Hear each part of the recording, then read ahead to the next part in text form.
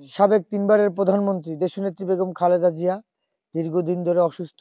তার সুস্থতা কামনায় সদকায়ে জারিয়ানা হিসাবে আজকে পিরোজপুর শহরের বিভিন্ন এতিমখানায় গিয়ে এতিমদের মাঝে ছাগল বিতরণ করছি। পিরোজপুর ১ আসনের ধানের শীষের মনোনয়ন প্রত্যাশী জননেতা অধ্যক্ষ আলমগীর হোসেনের পক্ষ থেকে এখানেও আসলাম, এতিমদের মাঝে ছাগল বিতরণ করলাম দেশনেত্রীর সুস্থতা কামনার জন্য। সবাই তার জন্য দোয়া করবেন যেন আল্লাহ তার দীর্ঘ হায়াত দান করেন, যেন সুস্থ হয়ে আমাদের মাঝে ফিরে আসতে পারেন। আল্লাহ দেশনেত্রী বেগম খালেদার জন্য দোয়া চেয়েছে। আল্লাহ তুমি তাকে পরিপূর্ণ সুস্থতা দান করে দাও। আল্লাহ দুনিয়াতে যে কদিন বেঁচে থাকে তুমি হায়াতে তৈয়বা দান করে দাও। আল্লাহ নেতৃত্ব দিতে পারে তুমি তৌফিক দান করে দাও।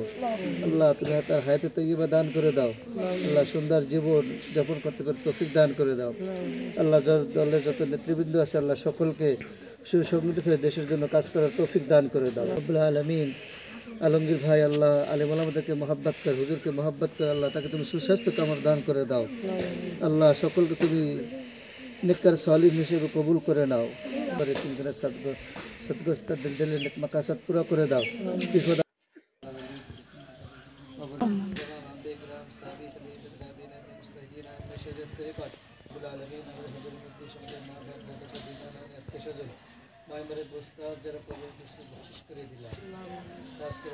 আল্লাহ দেশনেত্রী বেগম খালেদার জন্য দোয়া চেয়েছে। আল্লাহ তুমি তাকে পরিপূর্ণ সুস্থতা দান করে দাও।